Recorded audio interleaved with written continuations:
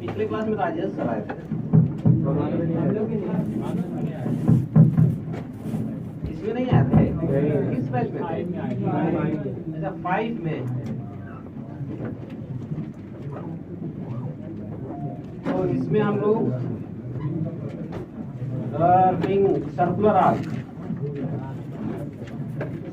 का हो गया था।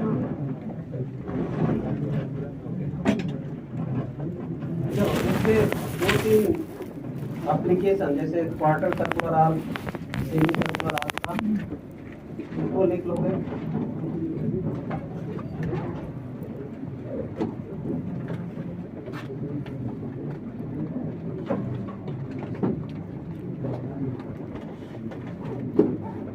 अच्छा, इसमें एक चीज ये बताया था मैंने कि जो फील्ड होगा हमेशा बाइसेक्टर के लॉन्ग होगा, बताया था, लिखे थे सब लोग, लिखा हुआ है ना। इसमें कुछ एप्लीकेशन है, इसको नोट कर लोगे। क्वार्टर सर्कुलर आर्क का अगर फील्ड देखें तो हम लोग ये किधर आएगा तो बाइसेक्टर के लॉन्ग ही रहेगा हमेशा। चलो इन सब का वैल्यू लिखते जाओगे। Linear charge density lambda, radius is r. Second is semicircular arc, ये semicircular arc है, इस सेंटर पे फील्ड बताना है। radius is r, linear charge density is lambda,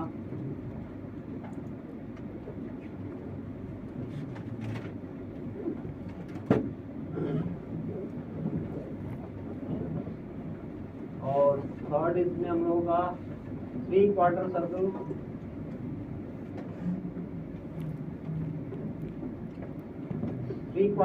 में अगर हम लोग देखें तो ये पॉइंट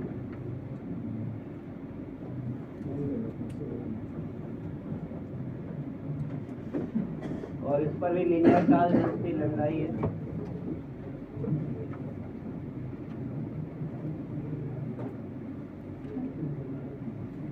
रेडियस इज r।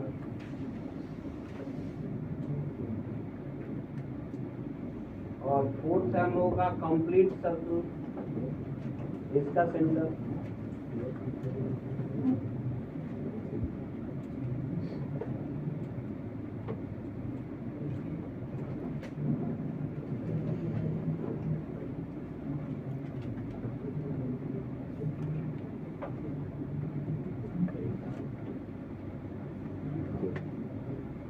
पहले वाले में आंसर कितना होगा? √2 k लैम्डा बाई r होगा ना। मतलब अगर फाई का वैल्यू 90 पुट करेंगे तो साइन पाई बाई 2 आ रहा था। साइन पाई बाई 2 कितना? 40 साइन 45 और साइन 45 इज 1/√2। ऊपर उधर 2 हुआ करता था, फार्मूला था 2k lambda sine pi by divided by, सही था ना। ये 2 और नीचे √2 आएगा तो कैंसिल हो गए। इस बाइसेक्टर के अलोंग हम लोगों का फील्ड आएगा, it is √2 k lambda by and this is along 45 degree. इसमें अब ये पूरा एंगल 180 होता है तो इसका बाइसेक्टर तो यही हुआ, इस डायरेक्शन में आएगा कितना? 2 k लैम्डा बाई r होगा ना जी। पाई का वैल्यू 180 है तो ये 5/2 90 हो गया, sine 90 is 1। It is simply 2 k lambda by r। मतलब ये डायरेक्ट सब रिजल्ट की तरह है, डायरेक्ट रिजल्ट की तरह से इसको याद रखोगे, इसको अप्लाई करोगे अदर क्वेश्चन में अगर आता है, समझ आए कि नहीं? इसीलिए ये सब कराया जा रहा है। क्वार्टर सर्कुलर आर्क का, सेमी सर्कुलर आर्क का। वैसे 3 क्वार्टर सर्कल में क्या है, तो सबका अगर क्वार्टर सर्कल देखें, इस वाले का दोनों का आपस में कैंसिल हो जाएगा, बचेगा सिर्फ ये वाला।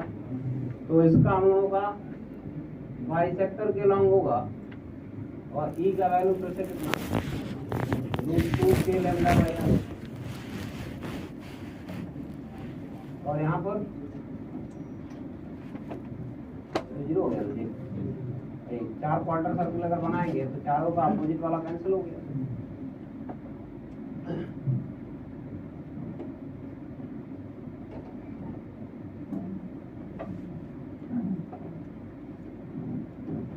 सेमी इनफाइनाइट वगैरह का हो गया था।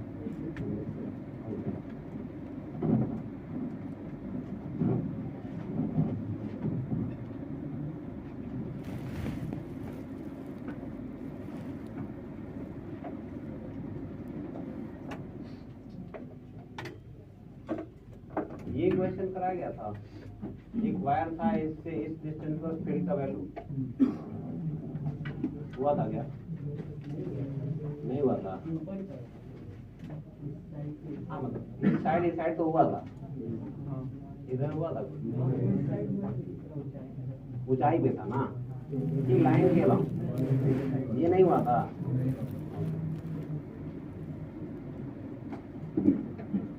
चलो ये बना लिए क्या सब लोग?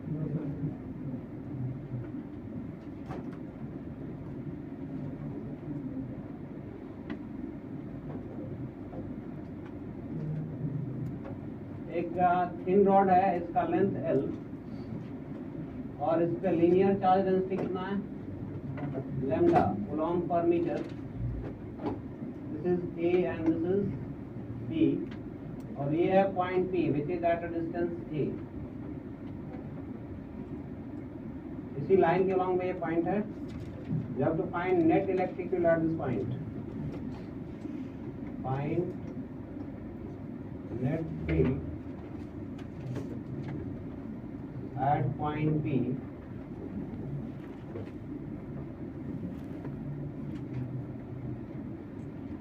as shown in figure.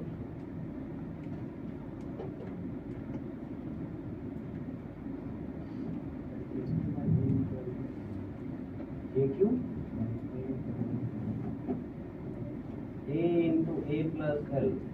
ये आंसर तो ठीक है, लेकिन इसको लैम्डा का टर्म में लिखना था, तो Q का वैल्यू कितना लिखेंगे? अगर Q इज टोटल चार्ज, अगर टोटल चार्ज हम लोग का इसको मानते हैं, टोटल चार्ज इज, इसका टोटल चार्ज अगर हम लोग Q बोल देते हैं तो Q का वैल्यू कितना लिखेंगे? लैम्डा इंटू, नहीं लिखेंगे तो Q की जगह पर लैम्डा इंटू L पुट कर दो, आंसर ठीक है। अच्छा ये सब लोगों को आना चाहिए।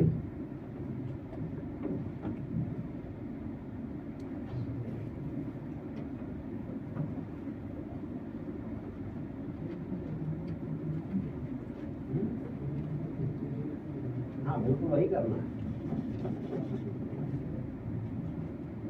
उसके अलावा भी कुछ तरीका है क्या इसका?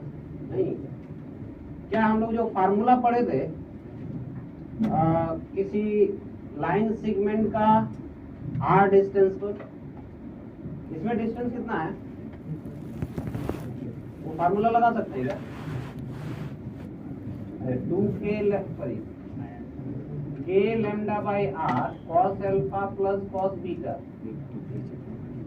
ये हम लोग का परपेंडिकुलर कंपोनेंट हुआ करता था और पैरेलल कंपोनेंट यहाँ पर sine alpha minus k lambda by r। क्या ये फार्मूले दोनों यूज यहाँ कर सकते हैं क्या? नहीं, इसमें r ही डिफाइन नहीं हो रहा है। r उस पॉइंट से इस वायर का परपेंडिकुलर डिस्टेंस था ना। जैसे इसके अलावा एक क्वेश्चन कराया था, यहाँ कोई पॉइंट दिया था राइट, इस पर तो ठीक है परपेंडिकुलर डिस्टेंस मिल जाएगा, लेकिन पॉइंट अगर यही है तो परपेंडिकुलर डिस्टेंस कितना हो गया? 0 हो गया, हुआ ना जी। परपेंडिकुलर डिस्टेंस 0 करेंगे तो इनफाइनाइट बता रहा है, लेकिन ऐसा नहीं है। इसलिए हम लोग क्या करना है, यहाँ एक एलिमेंट लेंगे इस पर, मान लो ये कितना डिस्टेंस पर है x, और ये छोटा सा लेंथ, इस छोटे से एलिमेंट पे चार्ज का value dq which is lambda into dx। अब इस छोटे से एलिमेंट की वजह से इस पॉइंट P पर नेट फील्ड इस डायरेक्शन में आएगा। क्या सभी एलिमेंट का फील्ड इस डायरेक्शन में होगा? तो हाँ, वेक्टर भी है लेकिन सभी एलिमेंट का अगर डायरेक्शन सेम है तो उसको हम लोग डायरेक्ट इंटीग्रेट कर लेते हैं, लेकिन सबका डायरेक्शन अगर अलग अलग जाता है तो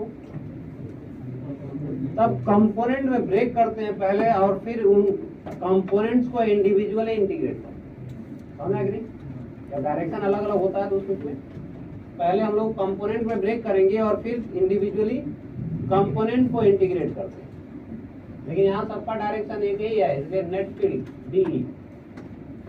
डीई और इसी को डायरेक्ट इंटीग्रेट कर देंगे तो हमको नेट फील्ड मिल जाएगा। कितना आ रहा है जल्दी बताओ। अरे डी का वैल्यू कितना? डीई इक्वल टू के into d q divided by A Q by x square पढ़ते हैं ना, ये हो गया के lambda into D x by x square, और सबका डायरेक्शन एक ही है इसलिए इसको डायरेक्ट इंटीग्रेट कर देंगे। ई नेट इज के लैम्डा और ये हो गया D x by x square integral limit. देखो अब एलिमेंट यहाँ से यहीं तक वेरी करेगा, जब यहाँ होगा तो एक्स का वैल्यू कितना ए, और यहाँ जाएगा तो ये ए से लेकर के ए प्लस एल तक इंटीग्रेट हो गया। आई थिंक इसका इंटीग्रेशन सबको आता होगा।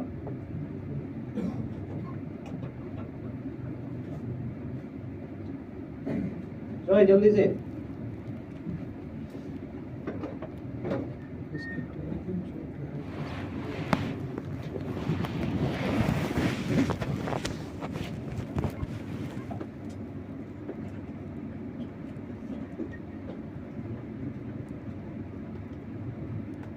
E equal to E net is K lambda minus 1 by x A to A plus L।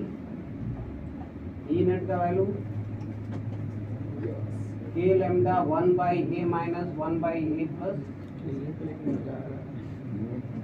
or it can be written as K lambda L upon A into A plus L, और lambda into L क्या था? Total charge Q, it is के capital Q divided by A into A plus.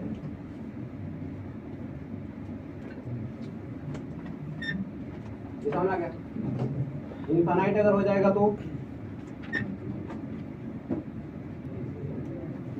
इधर B वाला infinite हो जाए, वो ए वही रहे, इधर वायर का लेंथ और इनफाइनाइट तक कर देते हैं के लैम्डा बाई ए। समझ में आएगा? अब ए से कहाँ तक? ए इंफिनिटी तक इंटीग्रेशन होगा ना। ये बी वाला इंफिनिटी पर होगा, उस केस में ये ए से लेकर ए इंफिनिटी।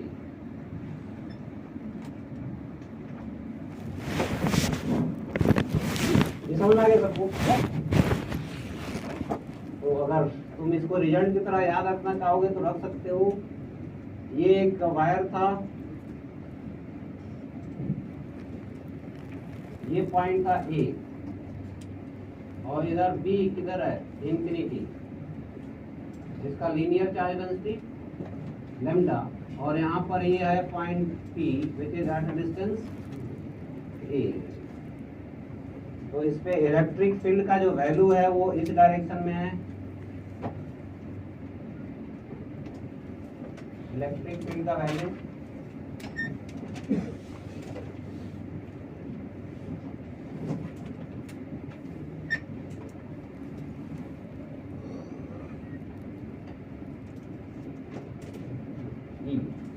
ई का वैल्यू कितना है? के लैम्डा, और के लैम्डा तो बाहर था, dx integration by x square a to infinity लिख देते हैं, और इसको जब इंटीग्रेट करेंगे तो याद आएगा के lambda by A.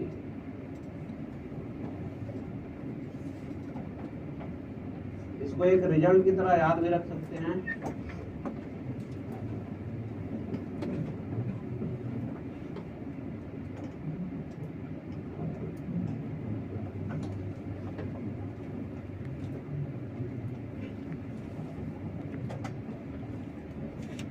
Mixed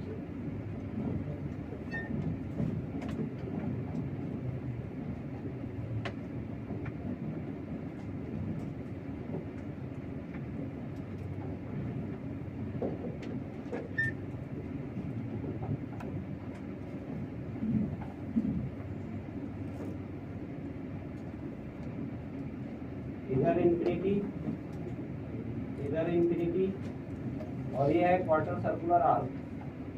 this is point O।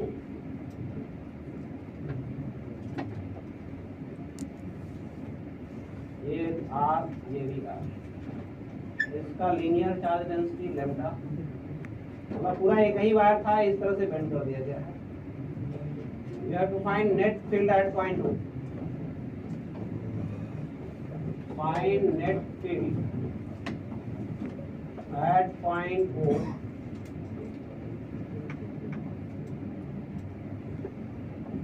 as shown in figure.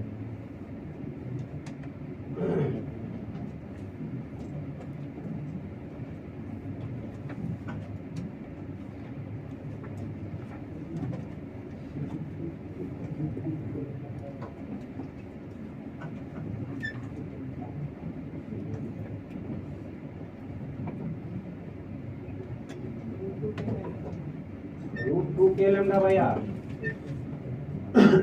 पक्का।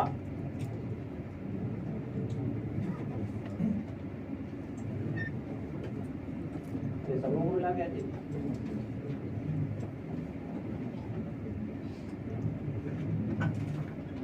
देखो ये सेमी इनफाइनाइट वायर, यहाँ से लेके इधर सेमी इनफाइनाइट का लाएगा और इसका दो कंपोनेंट होता है, एक इस डायरेक्शन में और एक इस डायरेक्शन में। अच्छा आएगा कितना? k लैम्डा बाई, ये भी कितना है? k लैम्डा बाई r होगा। इधर वाला वायर भी जो है वो क्या है? सेमी इनफाइनाइट, तो इसका भी दो कंपोनेंट होगा। इस वाले का अगर देखेंगे तो एक कंपोनेंट इधर आएगा k लैम्डा बाई r और दूसरा कंपोनेंट इसके अपोजिट आता है इस डायरेक्शन में, कितना? k लैम्डा बाई r, इन दोनों का। अब तीसरा ये सेगमेंट बचा था सर्कुलर आर्क। अब इसका फील्ड तो इसके बाइसेक्टर के लॉन्ग होगा ना, और ये कितना होगा? √2 k लैम्डा बाई r। इसमें से ये इसको कैंसिल कर दिया, ये इसको कैंसिल कर दिया, तो सिर्फ बचा तो यही ना। ई नेट का value, E net equal to √2 k lambda by.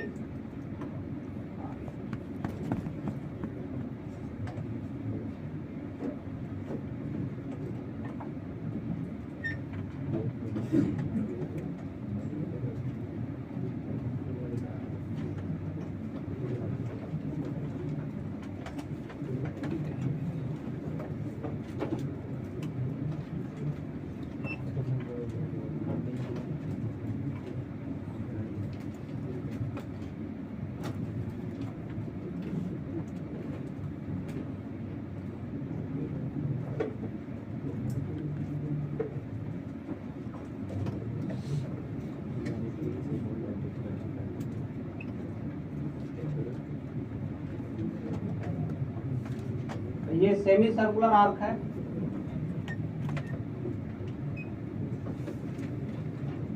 This is semi circular,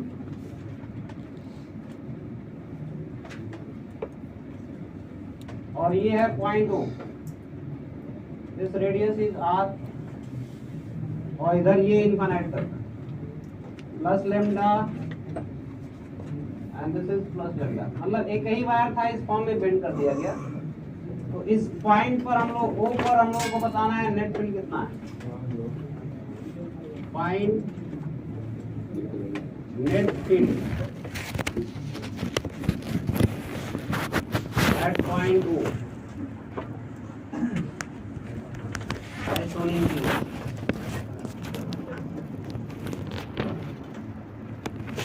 कोई आंसर है? Lambda by r. ओके इधर अभी हंस क्यों नहीं रहा था? ये फॉर्म में लगा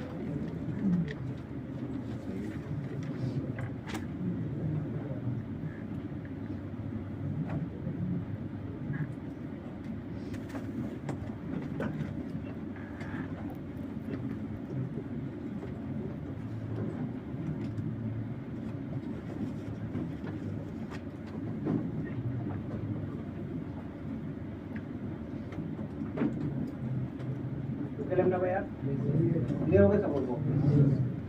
ऐसे भी फिर से वही चीज, ये सेमी इनफाइनाइट है तो इसका फील्ड इधर के लैम्डा बाई आर, और इसका दूसरा कंपोनेंट इसका इट इज के लैम्डा बाई, ये दो कंपोनेंट इसके हो गए ऊपर वाले के। इस वाले की अगर देखेंगे तो एक अपवर्ड जाएगा के लैम्डा बाई आर, और एक इधर चार्ज है तो इसके अपोजिट इट इज के लैम्डा बाई आर। बचा एक सेमी सर्कल, तो इस सेमी सर्कल का जो फील्ड होगा वो इस एंगल बाई सेक्टर के लॉन्ग कितना के lambda by.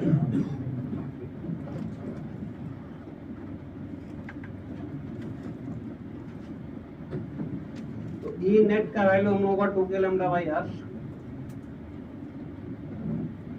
E net is 2k lambda by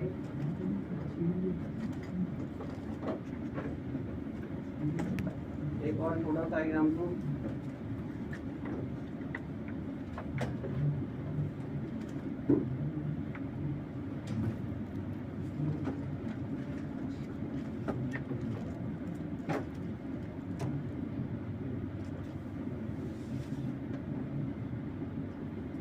this is plus Q total charge, और ये है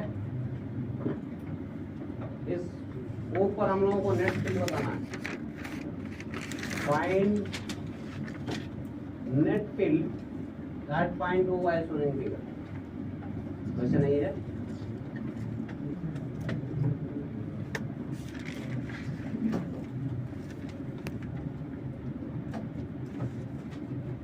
और ये सेमी सर्कुलर फॉर्म में है तो ए बी एंड 2 के लैम्डा बाई आर। डायरेक्शन किधर होगा?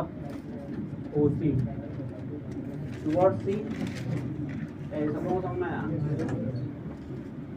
इसका फील्ड अगर देखेंगे तो इस बाई सेक्टर के लॉन्ग होगा कितना है √2 के लैम्डा बाई आर। ये लिखेंगे लेकिन इसमें लैम्डा हमको डायरेक्ट नहीं दिया है। लैम्डा के लिए हम लोग को टोटल चार्ज दिया है ना जी। अब टोटल चार्ज में अगर लैम्डा निकालेंगे तो कितना है? इसका लेंथ कितना है? पाई आर बाई 2 होगा ना जी। तो q by pi r by 2 is lambda. तो इसके जगह पर हमको Q divided by pi r by 2, और इसको कहें तो 2 हो गया। वैसे इसको लैम्डा के टर्म में लिखें ताकि तुमको ज़्यादा समझ में आए। √2 के Q divided by pi r divided by r.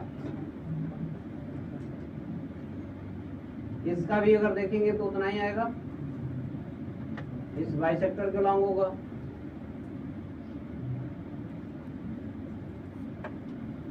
E, और ये भी कितना था E, और इन दोनों का रिजल्टेंट अगर देखेंगे तो इस लाइन के लॉन्ग होगा, and this is your E net. ये कितना है 45, ये भी कितना है 45, ये हम लोगों का net.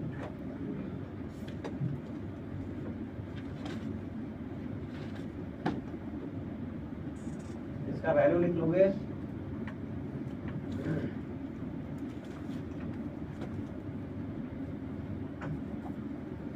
E net is √2E। E का वैल्यू कितना था? इधर लिखा हुआ है 2√2KQ, 2√2K capital Q divided by pi into R square. और ये है 4, it is pi are.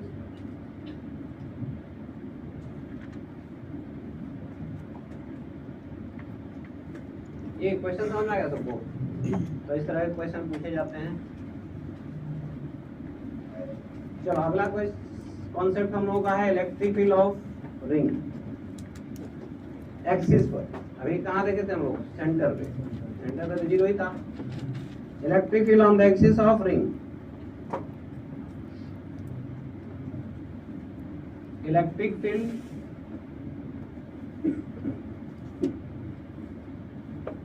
on the axis of ring.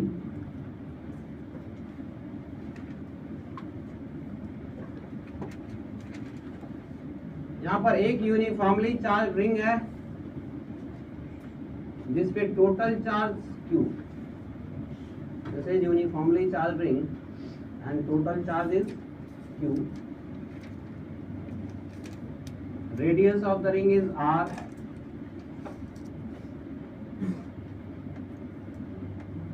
ये है center of the ring and this one is radius. और ये है इसका एक्सिस, सेंटर से पास करता हुआ। तो एक्सिस पर हम लोगों को इलेक्ट्रिक फील्ड का वैल्यू एट पॉइंट P बताना है विच is at a distance x from the centre. अरे वो अब ये ध्यान सुनेंगे, जब भी हम लोगों का चार्ज डिस्ट्रीब्यूशन किसी लाइन की ओर सिमेट्रिक अगर होता है तो इलेक्ट्रिक फील्ड हमेशा उसी लाइन के लॉन्ग आता है। ये पता है ना, दोनों कई बार देखा था, ये क्वेश्चन देखा था ना जी, यहाँ चार्ज Q था, यहाँ Q था, इसका इलेक्ट्रिक फील्ड इसी लाइन के लॉन्ग था, तो जितना डिस्टेंस इधर था उतना ही डिस्टेंस इधर भी है। समझ में आ गया? दो चार्ज और हम लोग सिमेट्रिक रख दें, इन दोनों का भी फील्ड इधर ही आएगा। ये दो और रख देते हैं, ये सिमेट्रिक है, तो इनका भी फील्ड इधर ही आएगा। तो इन सबका फील्ड नेट मिला करके तो इधर ही हुआ ना, तो जब भी हम लोग का चार्ज डिस्ट्रीब्यूशन सिमेट्रिक होता है किसी लाइन के अबाउट, उस केस में फील्ड का वैल्यू या फील्ड का डायरेक्शन जो भी रहता है हमेशा लाइन के अलोंग ही रहेगा। क्लियर बात नहीं? अब ये हम लोगों का रिंग है, मानते हैं इसके चारों तरफ ऐसे, और ये है एक्सिस ऑफ द रिंग। तो इस सेंटर के अबाउट या यूं कहें कि इस लाइन के अबाउट जो यहाँ पर रिंग है वो सिमेट्रिक है, तो चार्ज डिस्ट्रीब्यूशन यहाँ सिमेट्रिक हुआ। इस पॉइंट पर इलेक्ट्रिक फील्ड अगर देखेंगे तो इसी लाइन के अलोंग हुआ ना। अब पॉजिटिव चार्ज होता है तो इससे हमें हमेशा अवे जाता है, और नेगेटिव रहता है तो उसी में चार्ज की तरफ आ जाता है। क्लियर होगा? तो ये चार्ज अगर रिंग है जो पॉजिटिवली चार्ज हुआ तो electric field away from the ring होगा, यानी अवे फ्रॉम द सेंटर, और नेगेटिवली चार्ज हुआ तो टुवर्ड्स द सेंटर होगा। समझ आ गया सबको? यहाँ पर फील्ड का वैल्यू कैसे कैलकुलेट करेंगे? एलिमेंट, क्योंकि अब ये डायरेक्ट तो हम लोग का है नहीं, तो ये रिंग है तो इस एलिमेंट का एक सिमेट्रिकली अपोजिट एलिमेंट इधर है, तो इसका ये कंपोनेंट और इसका इधर कंपोनेंट, सॉरी फील्ड जाएगा, इन दोनों का component perpendicular to axis cancel हो गया, अलोंग द एक्सिस क्या हो गया? ऐड हो गया। समझ गए? तो हर एक एलिमेंट का जस्ट सिमेट्रिकली अपोजिट एलिमेंट है, इसलिए परपेंडिकुलर वाला कंपोनेंट क्या होता रहेगा? कैंसिल होता रहेगा, और सिर्फ अलोंग द एक्सिस वाला जो कंपोनेंट है वो ऐड होता रहेगा। क्लियर? हम लोग क्या करेंगे, एक छोटा सा एलिमेंट यहाँ लेंगे और इसका यहाँ पर फील्ड का डायरेक्शन इस डायरेक्शन में है, और ये डिस्टेंस हम लोगों का x square plus are square under root, इस पे चार्ज डी क्यू कर देते हैं। सिमेट्रिकली अपोजिट एलिमेंट ये किया है, सेम चार्ज, इसका भी डिस्टेंस यहाँ से देखें तो सेम ही है, और इसका भी वैल्यू कितना है? डी। ये भी कितना है? डी। चलो डायग्राम बना लोगे। ये एक्सिस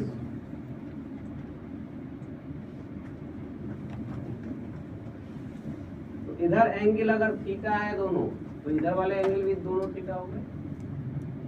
इनके हॉरिजॉन्टल कंपोनेंट ऐड होंगे, ये हॉरिजॉन्टल डी कॉस थीटा और ये सॉरी अलोंग द एक्सिस, ये perpendicular axis d sine theta, इसका भी दो कंपोनेंट डी साइन थीटा और d cos theta, d cos theta d sine. Along the axis सारे कंपोनेंट ऐड होंगे, इसलिए net field along the axis, net field at point P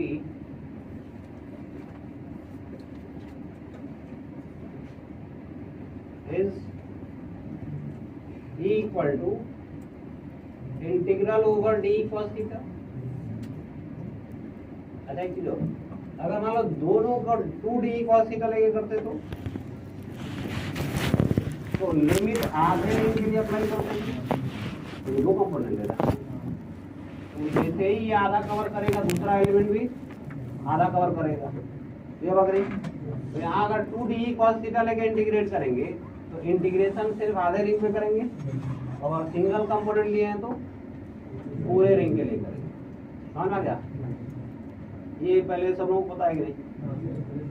confusion होगा तो पूछ लेना कुछ। तो ये डी का वैल्यू कितना लिखोगे? k into d q divided by x square plus are square, r square करेंगे तो ये रूट कट गया, cos थीटा, cos थीटा का वैल्यू कितना है? x upon under root x square plus are square integral. क्या ये सारी चीज कांस्टेंट है एक्स आर? अच्छा वेरिएबल कौन है इसमें? एक्स।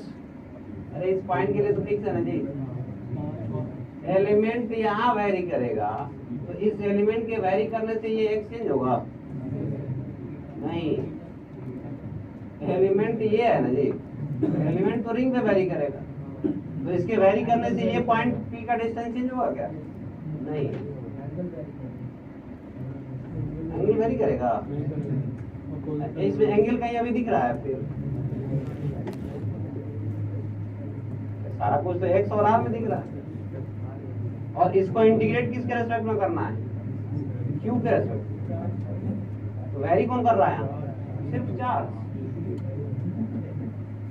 ये पहले सब लोगों के अभी कंफ्यूजन भी शुरू हुआ। हाँ, ये सिर्फ चार्ज डी क्यू जो है इस पर इंटीग्रेशन हो रहा है, बाकी सभी क्या है? कांस्टेंट की तरह हो गया। तो यहां से हम लोगों का आंसर क्या मिलेगा? k into total charge q into x divided by x square plus are square power 3/2। This is net electric field at point P और at a distance x from the centre. ये result अब याद रखना है।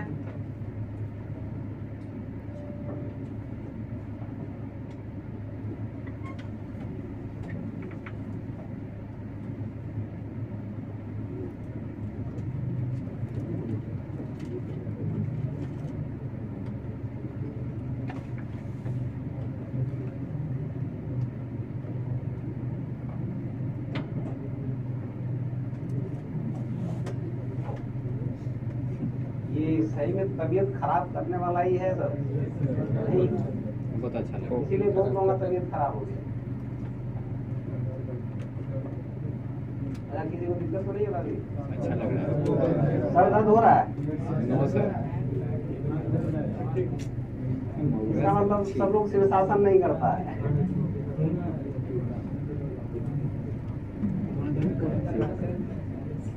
बाबा रामदेव शीर्षासन सिखाते हैं ना।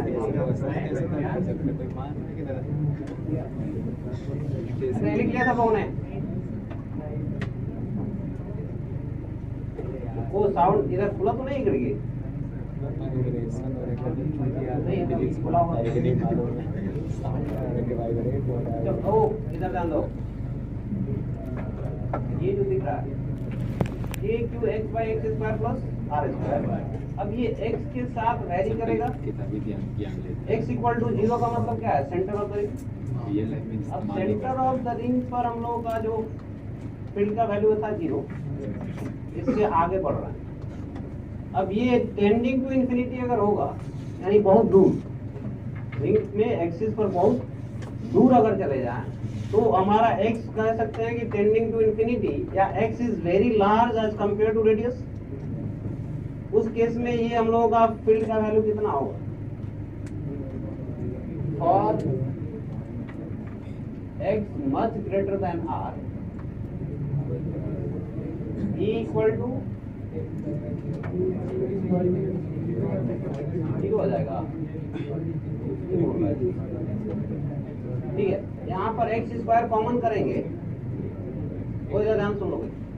एक्स स्क्वायर का कॉमन कर दें, अब यहाँ पर 1 और यहाँ r square by x square हो जाएगा। अभी चूक से नहीं कर और फिर उसका पावर 3/2 करें, एक्स स्क्वायर का पावर 3/2 एक्स क्यूब, वो तो बाहर हो गया था, और इस पावर का भी हम लोग 3/2 कर रहे हैं।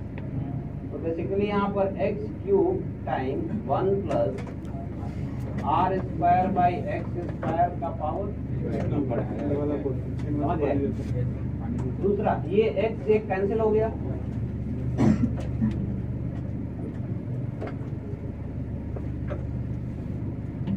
अब ये जो टर्म है 1 के कंपेरिजन में बहुत छोटा हो गया। समझ गए? इसको नेग्लेक्ट कर देंगे 1 के कंपेरिजन में अगर, और एक से यहाँ कैंसिल हो जाएगा, तो बचेगा क्या? इट इज के capital Q by x square, since X square plus are square, और R square by x square is much less than 1। अब ये जो फार्मूला है, क्या ये पॉइंट चार्ज का फार्मूला है? It is just like a point charge. अब ये पॉइंट चार्ज की तरफ क्यों बिहेव कर रहा है? क्योंकि हम लोग का डिस्टेंस बहुत बड़ा है, और उस डिस्टेंस के रिस्पेक्ट में जो पूरा रिंग है एक छोटे से चार्ज की तरह है कि नहीं? वैसे भी हम अगर देखते हैं बहुत दूर कोई चीज तो छोटा ही दिखता है ना जी, समझ आ गई? तो बहुत दूर वाले पॉइंट के लिए यही रिंग एक पॉइंट चार्ज की तरह है, और उसका टोटल चार्ज कहाँ? सेंटर पे हम कंसीडर कर रहे हैं, और इससे एक्स डिस्टेंस बहुत दूर है, तो ये पॉइंट चार्ज की तरह बिहेव कर रहा है। तो अब इसमें एक्स टेंडिंग टू इंफिनिटी अगर कर दे तो ई का वैल्यू क्या? 0। अगर एक्स टेंडिंग टू इंफिनिटी होगा तो ई का वैल्यू क्या मिलेगा? 0। दैट मीन्स कि सेंटर पे भी 0 और इंफिनिटी पर भी, तो क्या हमेशा 0 ही है फील्ड? तो बढ़ा होगा ना, तो यहाँ से तो आगे बढ़ेंगे तो बढ़ रहा है फील्ड, और फिर घटने के बाद तब 0 हुआ होगा ना। दैट मीन्स बीच में किसी न किसी पॉइंट पे एक जगह मैक्सिमम हो चुका है। क्लियर? तो बीच में कौन सा पॉइंट है जहां मैक्सिमम है, उसको हमको फाइंड आउट करना है। खैर, पहले तो इसका हम लोग वेरिएशन ड्रॉ करेंगे। ये ग्राफ वगैरह नहीं बताया गया था ना?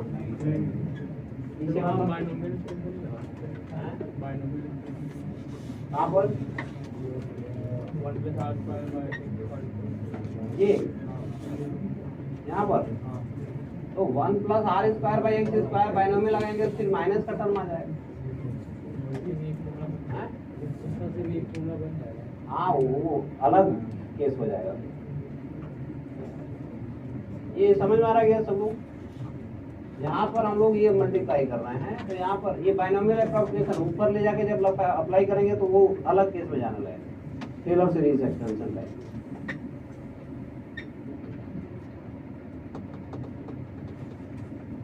ये पहले नोट कर लिया सब लोगों ने। अब इसका जो इलेक्ट्रिकल का वेरिएशन है उसको ड्रॉ करना है।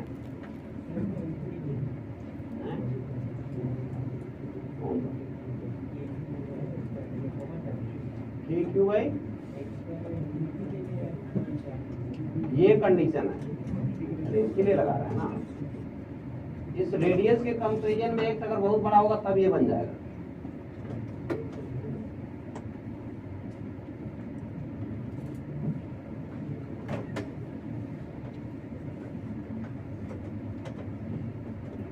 ग्राफ वगैरह बनाने आता है सब लोगों को?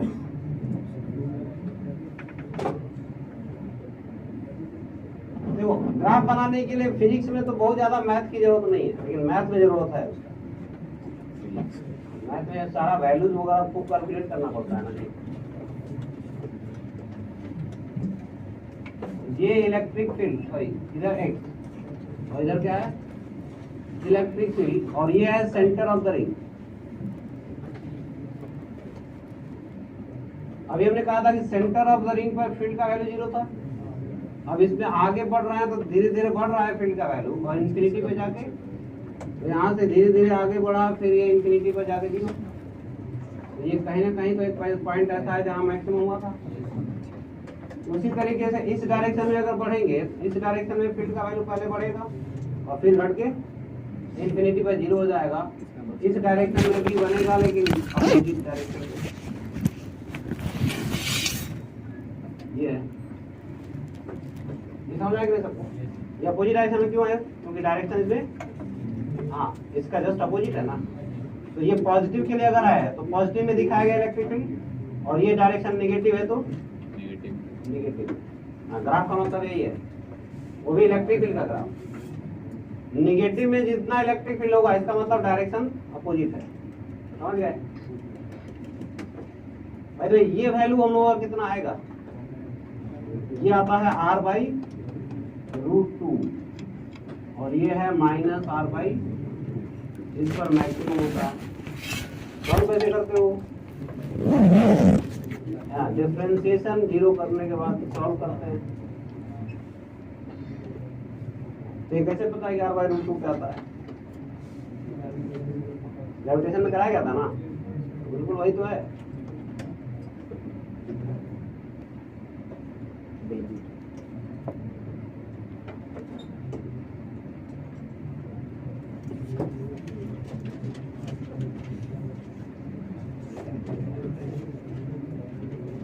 सॉल्व करने को कहेगा तो r/√2 कैसे है, सॉल्व करके दिखाओ। तो इसका डिफरेंशिएशन 0 करोगे और फिर उसको सॉल्व करोगे। अभी सॉल्व कर सकते हैं सब लोग? चलो अभी नहीं, घर से सॉल्व करने का तो थोड़ा सा स्पेस छोड़ देना। यहाँ पे लिख लो for E to be maximum dE/dx and this should be equal to 0। अब इसके बाद थोड़ा सा स्पेस छोड़ देना इसको कैलकुलेशन के लिए, और ये जाके घर पे सब लोग कैलकुलेट करेगा, और जब सॉल्व करेगा तो उसमें x का वैल्यू क्या मिलेगा? r/√2 प्लस और माइनस दोनों के साथ मिलेगा।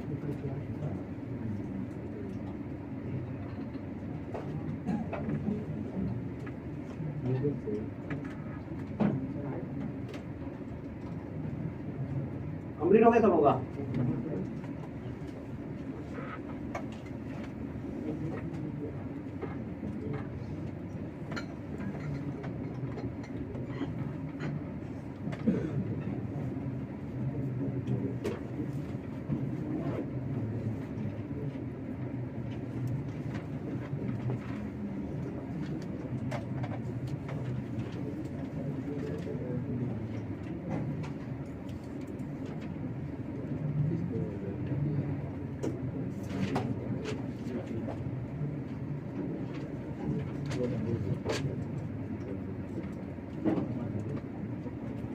एक सिंपल सा क्वेश्चन यहाँ दिया जा रहा है।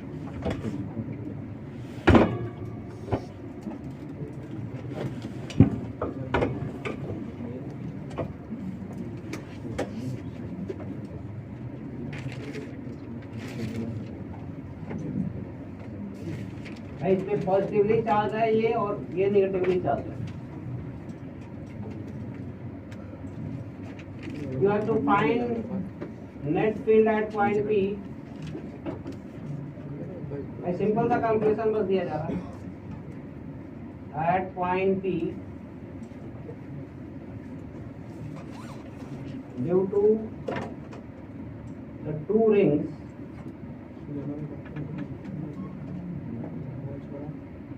as shown in figure।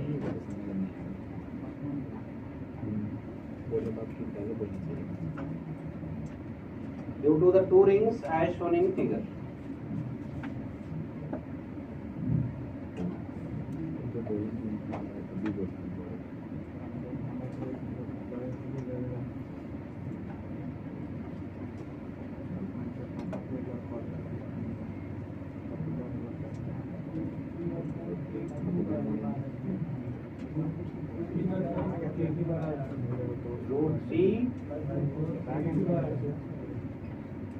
Root 3 by 4 AQ by R square.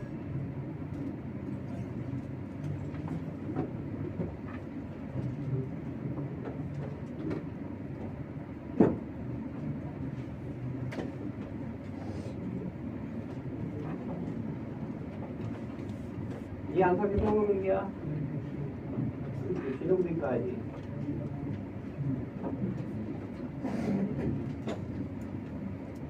वो इधर देखो, अब ये पॉजिटिव है, पॉजिटिव चार्ज है, तो इसकी वजह से जो फील्ड होगा इसका field away from the centre होगा, तो इस पॉजिटिव वाले का फील्ड इधर हो गया और इस नेगेटिव वाले का जो फील्ड यहाँ होगा वो इसी की तरफ आएगा, सेंटर की तरफ, यानी कि ये वाला जो फील्ड है ई नेगेटिव, तो दोनों का फील्ड सेम डायरेक्शन में हो गया, तो दोनों का फील्ड अगर सेम डायरेक्शन में तो ऐड हो जाएगा।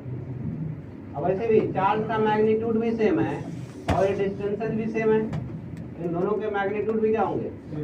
इक्वल होंगे।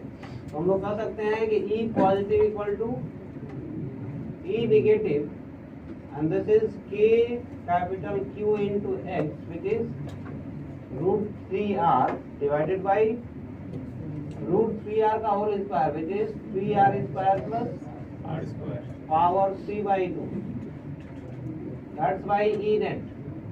ऐसे सॉल्व करने पे आएगा कितना? √3 और ये 8, तो √3 के capital Q by 8r square. एक r कैंसिल हो जाएगा, एक r कैंसिल होगा ना, तो यहाँ से हम लोगों का ई नेट का वैल्यू कितना हो गया? इन दोनों को ऐड कर देंगे, E positive plus E negative which is 2 times and this is √3 kq by 4r square.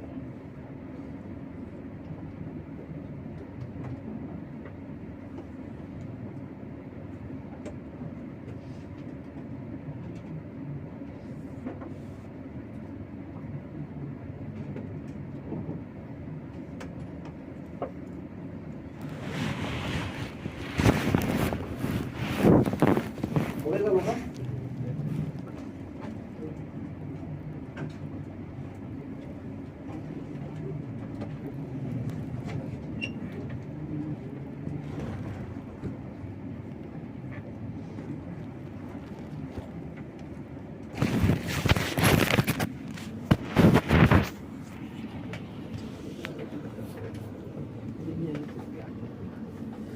ये प्लस क्यू और सेंटर पे है माइनस क्यू, इसका मास m है and this is x axis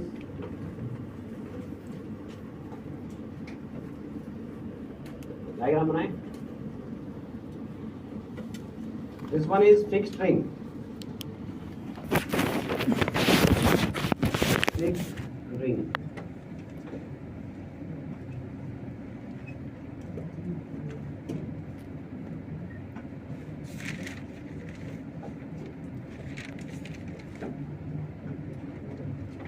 question लिखेंगे। ये बन गया सब होगा।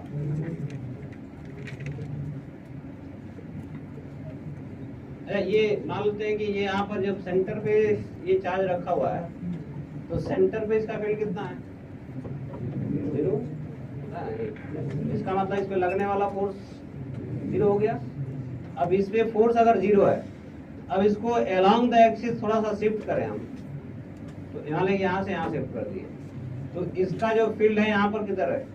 राइट साइड, और यहाँ पर रखा हुआ जो चार्ज है वो नेगेटिव है, फोर्स किधर लगा? Left side. फील्ड का मुझे लगेगा ना, तो ये फोर्स इधर लगेगा तो ये फिर से वापस भाग के इधर ही आएगा। इसका मतलब ये हम लोगों का स्टेबल इक्विलिब्रियम पोजीशन हो गया चार्ज के लिए, ये बात नहीं। Yes sir.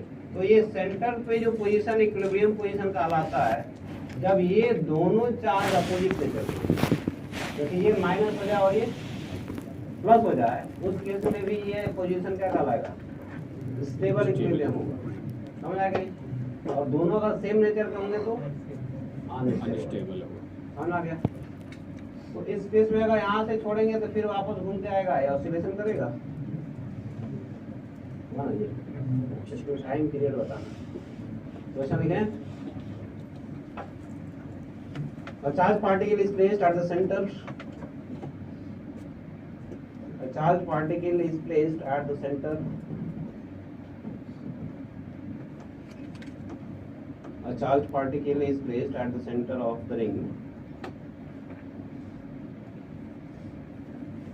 A charged particle is placed at the center of the ring, as shown in figure. As shown in figure. Now it is slightly displaced along the axis. Now it is slightly displaced along the axis and released. Now it is slightly displaced along the axis and released. Find its time period of oscillation. Find its time period of oscillation.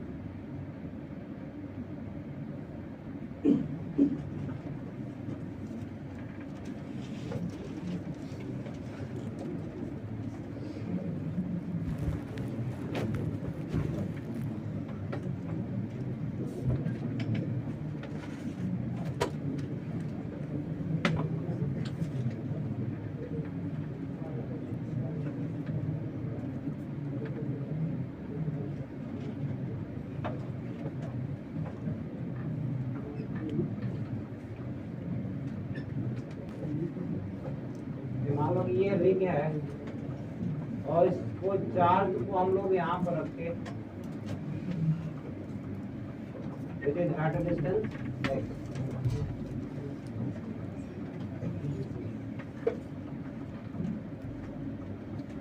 इस charge पर लगने वाला जो force है वो किधर है, left side में है। तो क्या अब ये हम लोगों का लेफ्ट साइड में रखेंगे तो ये एक्सलेटरी मोशन करेगा। मोशन एसएचएम होगा कि नहीं होगा, इसको कैसे चेक करते हो भाई? जो इस पे लगने वाला फोर्स है डिस्प्लेसमेंट के अपोजिट हो और डिस्प्लेसमेंट के डायरेक्टली प्रोपोर्शन में हो तभी ना। रेस्टोरिंग फोर्स जिसको बोलते हो, पार्टिकल पे नेट फोर्स हमेशा इधर होना चाहिए, मीन पोजीशन, इसको इक्विलिब्रियम पोजीशन बोलते हो। इक्विलिब्रियम पोजीशन यही था ना। अगर इधर डिस्प्लेस करें या इधर डिस्प्लेस करें, नेट फोर्स हमेशा इधर आ रहा है तो इसका मतलब ये हमारा मीन पोजीशन का लाएगा। और वहां से डिस्प्लेसमेंट कितना था, x। तो ये फोर्स अगर x के डायरेक्टली प्रोपोर्शन में हो जाए और इसके अपोजिट में हो जाए तो यही कंडीशन किसका होता है, SHM का। ये पढ़ाया गया होगा। तो इस पे हम लोग फोर्स का वैल्यू लिखेंगे और ये चेक करेंगे कि ये x के डायरेक्टली प्रोपोर्शन आया कि नहीं आया। समझ आ गया? देखिए फोर्स F इक्वल टू कितना, Q इंटू, मैग्नीट्यूड ही लिखते हैं, वो तो दिख ही गया कि डिस्प्लेसमेंट का अपोजिट है। मैग्नीट्यूड हम लोग का ये है F equal to Q into E का वैल्यू कितना, KQ into x square plus R square power 3/।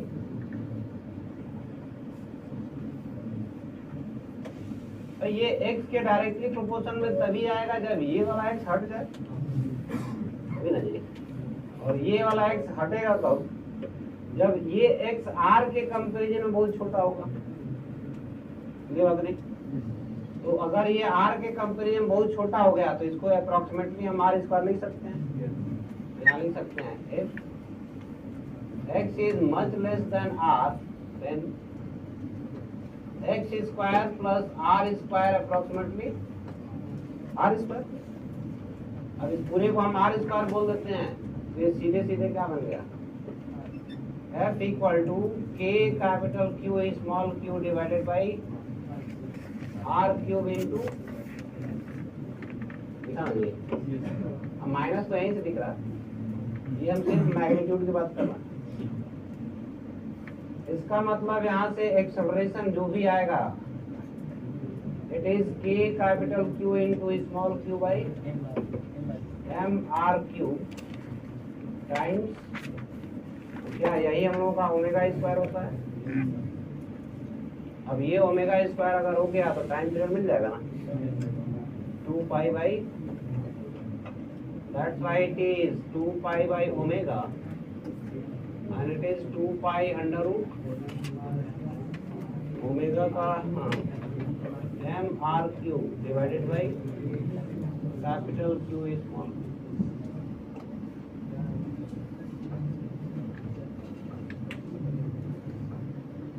यानी कि एसएचएम कब हुआ, जब x much less than r होगा, लेकिन x मच लेस देन अगर r नहीं है तो एसएचएम ना होकर के क्या होगा, ऑसिलेटरी होगा।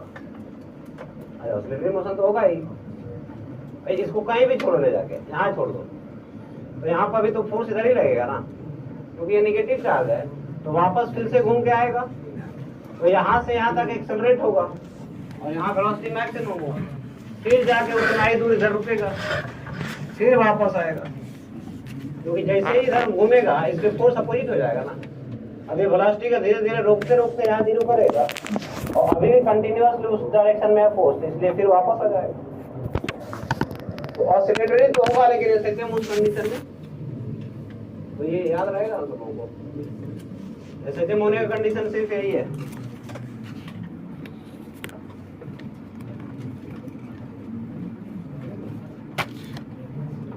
दिस इज इक्वेशन ऑफ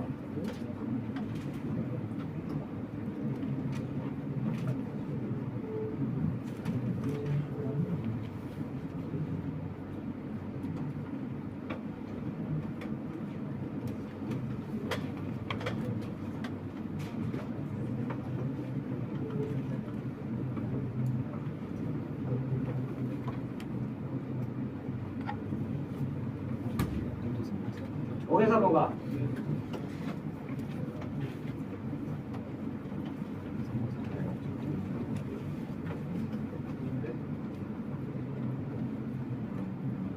चलो ये तो हम लोग का रिंग का कॉन्सेप्ट जो भी था, थोड़ा ये बहुत सारा क्वेश्चन बन सकता है, ठीक है ना, क्वेश्चन का कोई लिमिट नहीं है, समझ गए।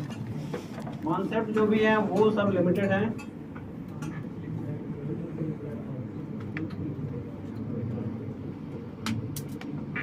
लार्ज डिस्टेंस पे लेने को ऑसिलेटरी क्यों हो रहा है, ऑसिलेटरी मोशन होता क्या है, किसी पॉइंट के about to and fro motion. तो ये हम लोग का चार्ज पार्टिकल है, यहाँ पर अगर छोड़ेंगे, ध्यान सुनेंगे, ये पॉजिटिवली चार्ज था, यहाँ पर अगर रिलीज करते हैं माइनस चार्ज है, तो फोर्स इसमें चलेगा, इस पॉइंट पर भी फोर्स इधर ही है, लेकिन यहाँ फोर्स क्या हो गया है, जीरो। तो क्या यहाँ वेलोसिटी जीरो होगा, नहीं, अभी यहाँ से यहाँ तक ये एक्सेलरेट हुआ है,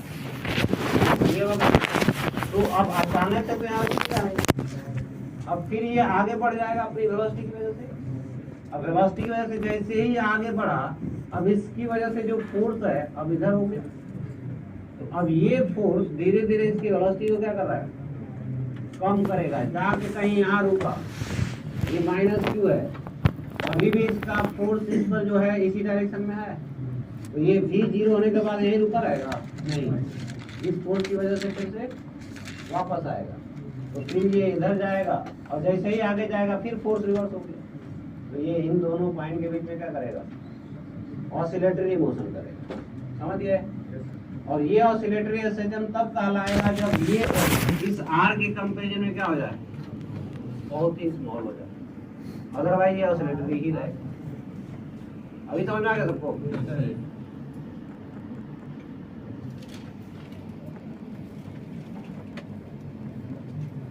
चलो इसमें एक जीरो रेडियस का रिंग से लगा करके हम लोग क्या करते हैं, बड़ा बड़ा रिंग यहाँ पर रख देते हैं, मतलब कंटिन्यूअस वे में, जिससे कि ये जगह जो था वो फिल हो जाए। तो क्या बन जाएगा, सर्कुलर डिस्क बनेगा। और सर्कुलर डिस्क का मतलब एक सरफेस क्रिएट हो गया, ये चार्ज का बना हुआ सरफेस हो जाएगा। फिर इसमें हम लोग क्या डिफाइन करते हैं, सरफेस चार्ज डेंसिटी डिफाइन करते हैं ना जी।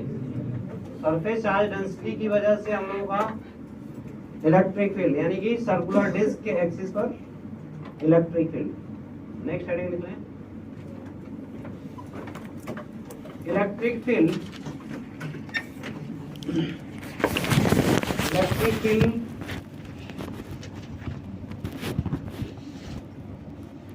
on the axis of circular disk,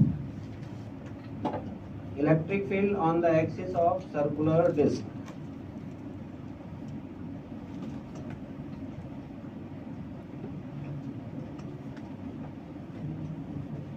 Electric field on the axis of circular disk. जैसे ये हम लोगों को एक सर्कुलर डिस्क है जिसका एक सरफेस पर यूनिफॉर्मली चार्ज डिस्ट्रीब्यूट कर दिया गया है।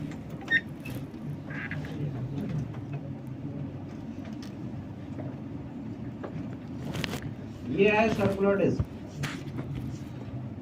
इसका सेंटर और इसके पॉजिटिव चार्ज यूनिफॉर्मली डिस्ट्रीब्यूट कर दिया गया इसके सरफेस पर। Total charge is Q, radius is R, ये है सेंटर और ये है एक्सिस।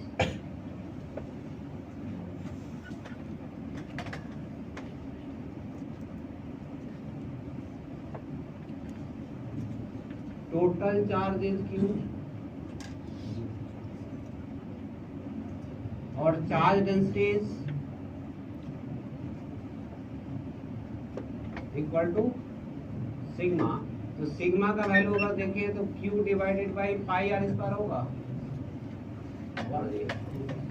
टोटल चार्ज Q है और एरिया कितना है, पाई आर स्क्वायर।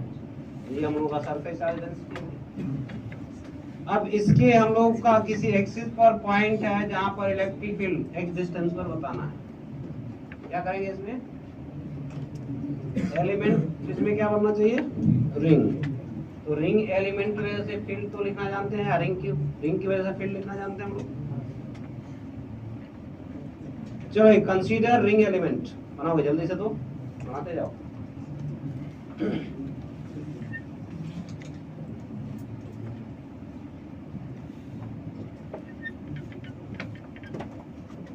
इसमें बहुत सारे रिंग्स बनेंगे, जीरो रेडियस से लेके कितने रेडियस तक का, R रेडियस तक का, और सभी का एक्सिस तो यही रहेगा। तो सभी रिंग्स का यहाँ पर हम लोग फील्ड ऐड कर देंगे। तो कंसीडर अ रिंग एलिमेंट, यहाँ पर एक रिंग एलिमेंट हम लोग कंसीडर कर रहे हैं जिसका रेडियस स्मॉल r और थिकनेस इसका dr।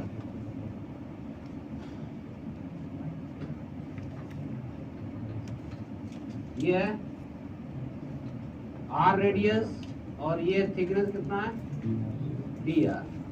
तो इस एलिमेंट्री रिंग या जो भी रिंग एलिमेंट है इस पर चार्ज का वैल्यू कितना है, इस charge on the ring element.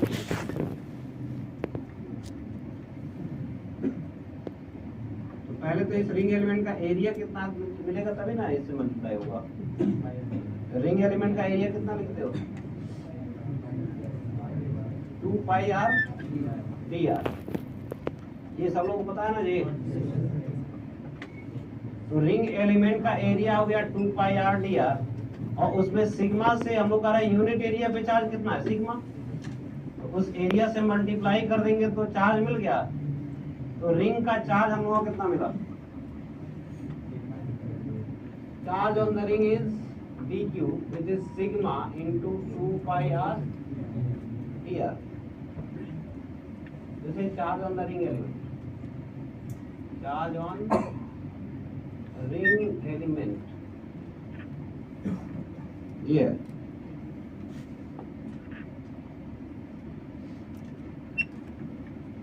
अब ये चार्ज अगर रिंग पर है तो इसकी वजह से इस पॉइंट पर फील्ड, क्या सभी का फील्ड इसी डायरेक्शन में है, यानी कि नेट फील्ड भी इधर ही आएगा। तो डी का वैल्यू कितना,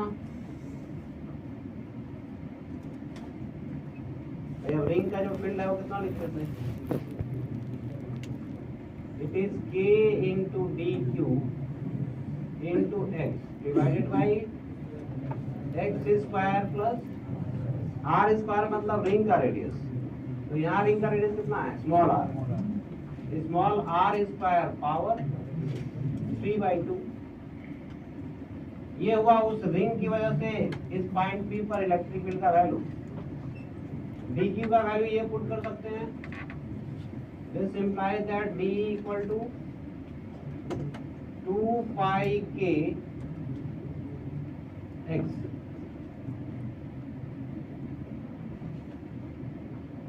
और सिग्मा भी तो रहेगा 2 pi k x r into d r divided by x square plus are square power, थोड़ा आगे पीछे अरेंज करके लिखा हुआ है, समझ गए। ये एक्स पहले लिखा हुआ है, ये 2 पाई पहले, ये आर बाद में लिखा हुआ आर डी आर।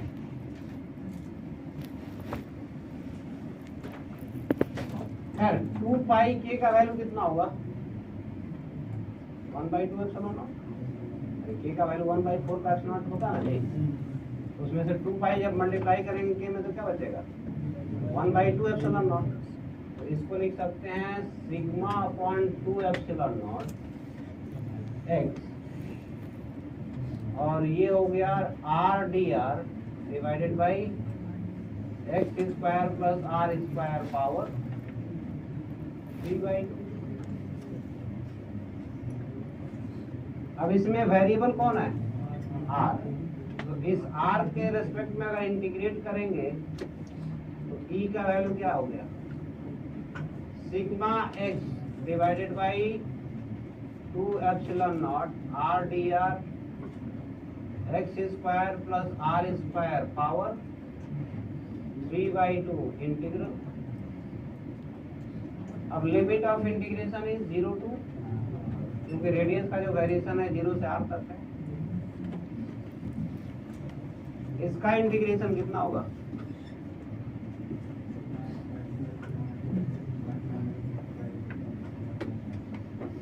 इसका इंटीग्रेशन कैसे करते हैं हम लोग पता है, नहीं इंटीग्रेशन बाय पार्ट्स नहीं है, सब्स्टिट्यूशन मेथड कहलाता है। तो कुछ सब्स्टिट्यूट करते हैं हम लोग और फिर उसको उस फॉर्मेट में बनाते हैं जिसका हमको इंटीग्रेशन आता है, समझ आ गई।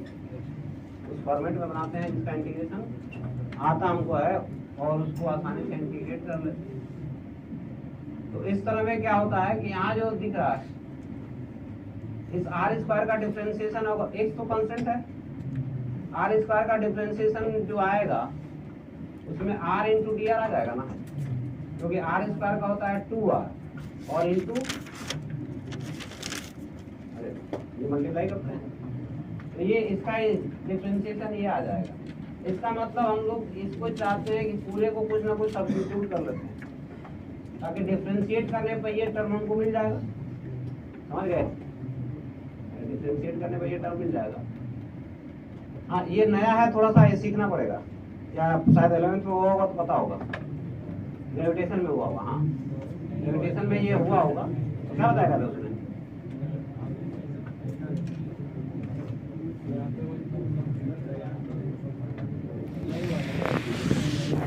ठीक है नहीं हुआ तो ध्यान सुन लो।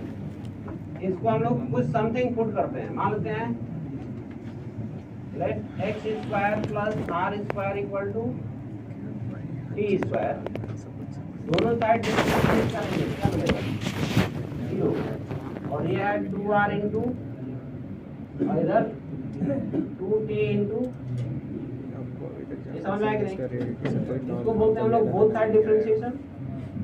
और ये जब आया तो 2 तो कैंसिल हो गया, इस r dr की जगह क्या लिख सकते हैं t dt, और इसके जगह क्या लिख सकते हैं t स्क्वायर। तो हम लोगों का एक जो लिमिट e का वैल्यू आएगा sigma x by 2 epsilon naught, और इसकी जगह पर आ गया कितना T D T divided by T square power सीधे क्यूब हो गया। अब ये सीधे हम लोगों का इंटीग्रेशन आया क्या sigma x by 2 epsilon naught और 1 बाई और D T by T square और 1 बाई टी स्क्वायर का इंटीग्रेशन जानते हैं कितना होता है -1 बाई टी। यहाँ से ई का वैल्यू कितना और यहाँ से T1 टू T1 से लेकर T2 sigma x by 2 epsilon not. अच्छा T1 T2 हमने ऐसे ही मान लिया बस, ठीक है ना, क्योंकि हम लोग को लिमिट किस में लगना था R में। अभी हम T1 में और T में निकाल रहे हैं तो इसमें लिमिट T1 T2 लिखनी है। इसका इंटीग्रेशन -1 बाई 1 अजय और ये है लिमिट T1 टू T2। वापस इसका वैल्यू जब हम पुट करेंगे किसके टर्म में R, तो sigma x by 2 epsilon not इसका वापस वैल्यू अगर R के टर्म में पुट करेंगे तो यहीं से ना, तो T का वैल्यू कितना दिख रहा है √x स्क्वायर प्लस तो -1 under root x square plus R square. तो फिर वापस जो लिमिट है किसमें आ गया अब R में हो गया और R पे लिमिट क्या था 0 टू। यहाँ पर भी चेंज कर सकते थे लेकिन अभी जरूरत नहीं है, तुमको मैथ में बता दिया जाएगा, समझ गया ना। इसको भी चेंज कर सकते हैं तो उससे अच्छा है कि पहले इसको इंटीग्रेट कर ले सीधे सीधे और फाइनली जिसमें था उसी में ला करके लिमिट पुट करेंगे। ये कितना जा रहा है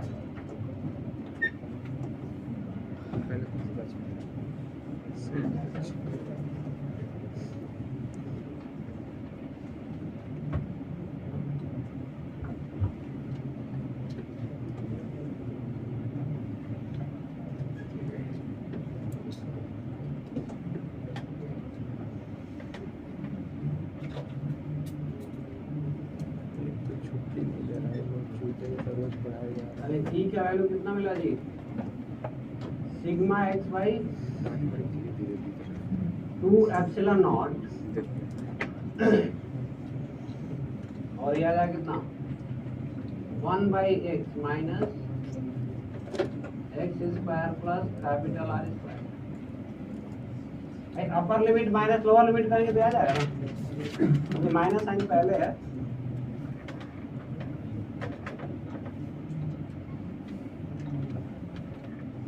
चलो x से मल्टीप्लाई कर लो और equal to sigma by 2 epsilon naught 1 minus x divided by x square plus R square. This is your final result on the axis of circular disc.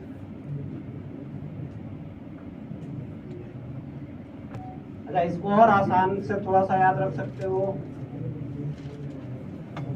सब अच्छी याद ही करवा रहे हैं, कंप्यूटर का हार्ड डिस्क सब है। ये हमला किस बात में कर रहा है?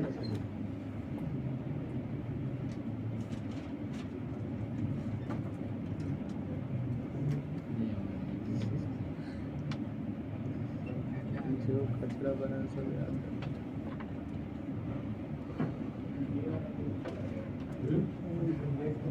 Yes sir. लेट के बाद से ये ऐसा नीचे वाला इसका मतलब ये बोथ डिफरेंशिएशन नहीं सुना है, फिर बोथ साइड डिफरेंशिएशन। चलो भाई इधर देख लो x square plus R square equal to T square. X constant की तरह था, R वेरिएबल था, इसमें नया वेरिएबल कौन इंट्रोड्यूस हुआ टी। समझ गए? इसको टी भी एक के रेस्पेक्ट में डिफरेंशिएट करूंगा, तुम्हारे टी के रेस्पेक्ट में का डिफरेंशिएट करते हैं तो क्या मिलेगा? ये तो 0 हो गया, ये क्या मिलेगा 2R into d R by, और राइट साइड में क्या मिलेगा 2t, 2 से 2 कैंसिल हो गया, इस dt को वापस इधर ला दो, r dr equal to d dt। समझ आया कि नहीं? तो यही चीज किया गया है यहाँ पर भी। देखो डबल डिफरेंशिएशन डायरेक्टली कैसे करते हैं, जो वेरिएबल है ये तो कांस्टेंट की तरह था, तो इसका डिफरेंशिएशन तो 0 हो गया, इसका डिफरेंशिएशन इसी के रेस्पेक्ट में करो, कितना आया 2r, और उसका डिफरेंशियल का मतलब dr। हाँ, जब उस वेरिएबल में d लगा देते हैं तो क्या कहलाता है, डिफरेंशियल। समझ में कि नहीं? तो उसी का डिफरेंशियल उसके साथ मल्टीप्लाई कर दो, क्लियर हो गया? उसी के रेस्पेक्ट में डिफरेंशिएट करो और उसी का डिफरेंशियल मल्टीप्लाई कर लो। समझ आ गया कि नहीं? तो यहाँ पर क्या बना 2r और इनटू इसका डिफरेंशियल कितना dr लिखा हुआ है। राइट साइड में आ जाए, ये तो 0 हो गया था, इसका 0 हुआ था ना, ये कांस्टेंट की तरह है, चाहे किसी के रेस्पेक्ट में डिफरेंशिएट करो, ये हमेशा क्या मिलेगा 0। इसका डिफरेंशिएशन इसी के रेस्पेक्ट में 2t और इसका डिफरेंशियल मल्टीप्लाई हो गया, इसको हम लोग बोलते हैं बोथ साइड डिफरेंशिएशन।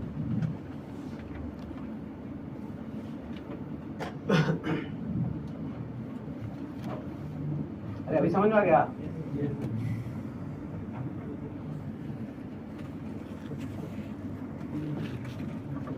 देखो ये जो रिजल्ट आया है, ये जो टर्म दिख रहा है क्या, cos थीटा, तो ये है x square plus r square. तो अब ये हम लोगों का मिलाएंगे तो ये क्या बन रहा है, ट्रायंगल दिखा है ना, तो इसमें इलेक्ट्रिक फील्ड का डायरेक्शन इधर था और इसका वैल्यू हम लोग लिख सकते हैं sigma by 2 epsilon not into 1 minus cos theta. तो ये रिजल्ट भी तुम याद रख सकते हो, जहां पर cos थीटा का वैल्यू पुट कर सकते हो।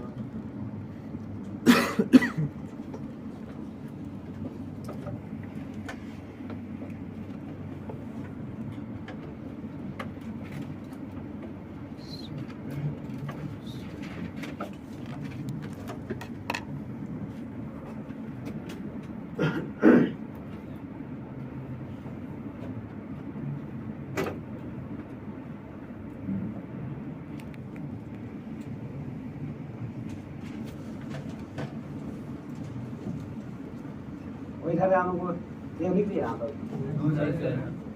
जल्दी से।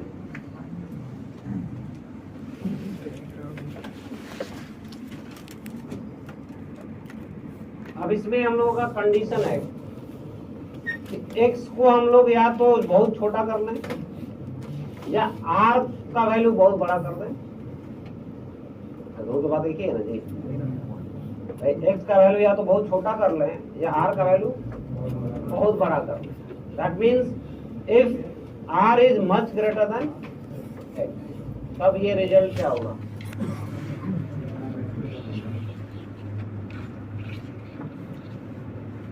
if r is much greater than x, then क्या ये जो टर्म दिख रहा है 1 से बहुत छोटा हो गया, इसका मतलब सिंपली हम लोगों का e क्या हो गया, सिग्मा बाई 2 एप्सिलॉन नॉट। ये समझ आ गया? और ये x से इंडिपेंडेंट हो गया, इसका मतलब it is a constant value. ये समझ आया कि नहीं?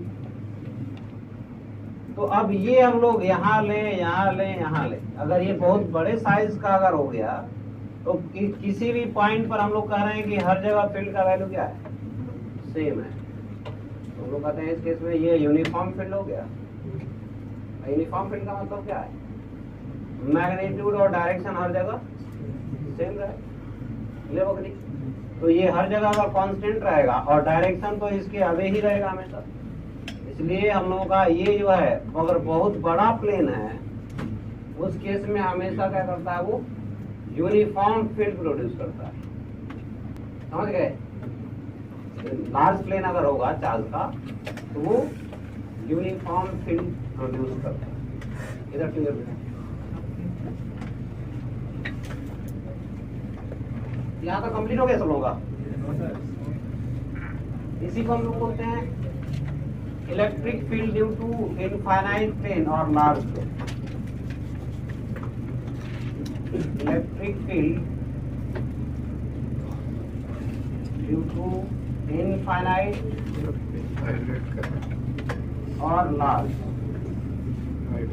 Charge plane.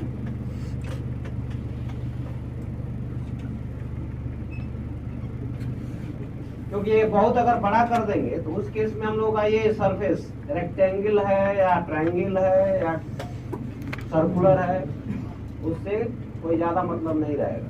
समझ गए कि नहीं? उसके पास में अगर फील्ड देंगे तो हर जगह क्या मिलेगा? Uniform field. Is clear?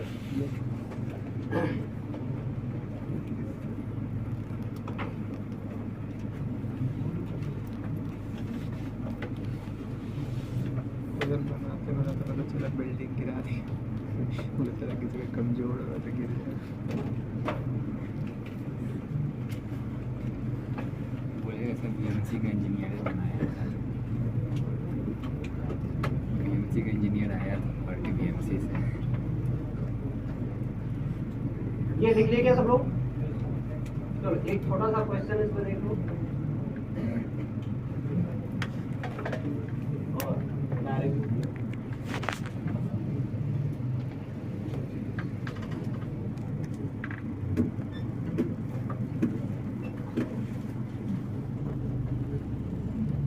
इधर एक्स एक्सिस है और ये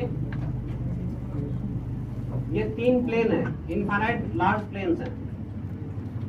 इसका surface charge density sigma 1, sigma 2 और सिग्मा 3, और इसके लिए कुछ वैल्यू दे देते हैं इनका, प्लस सिग्मा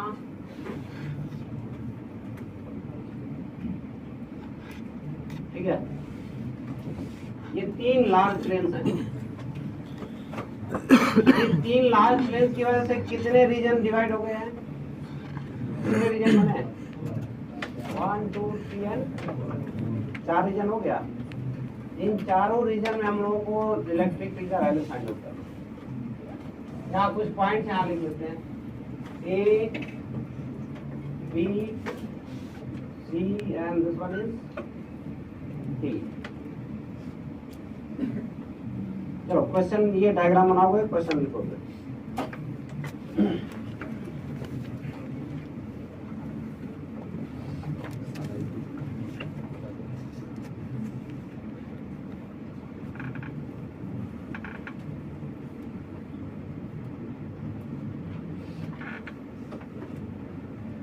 डायग्राम बना लिया क्या?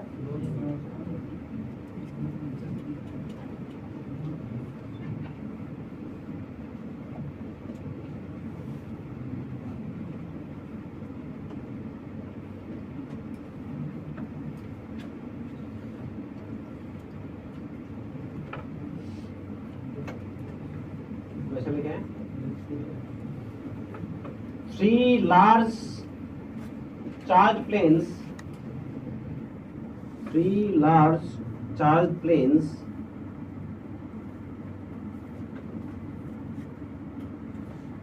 are placed parallel to each other.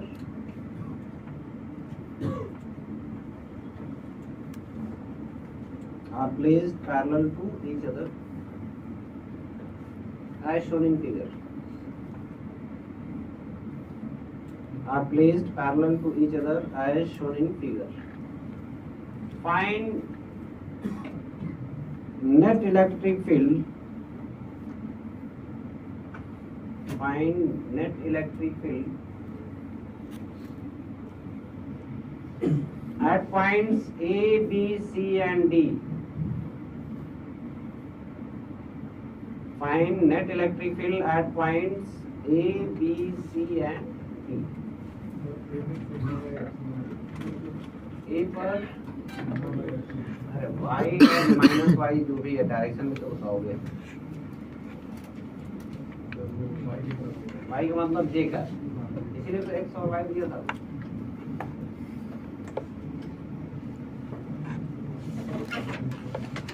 अंग्रेज के आने से पहले यहाँ 97% लिटरेसी रेट था और अभी 61% बचा है।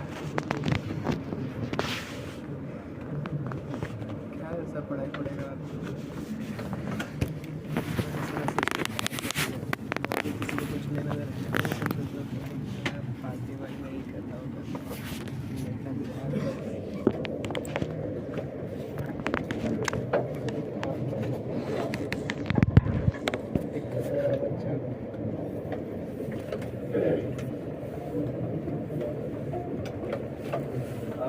ऊपर कितना आएगा 2 minus 2 sigma by epsilon not. हाँ ठीक है। बी पर